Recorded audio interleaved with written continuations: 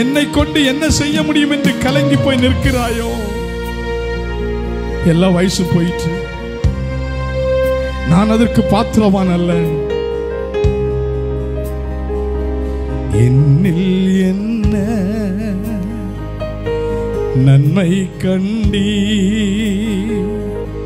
என்னை அழைத்து உயர்த்தி வைத்தீர். ஒவ்வொருவரும் சொல்லுவீங்களா? என்னில் என்ன நன்மை கண்டி என்னை அழைத்து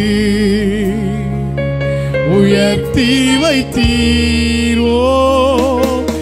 அழியும் என் கைகளை கொண்டு அழியாவும் ராஜ்யம் கட்ட பைத்தியமான என்னை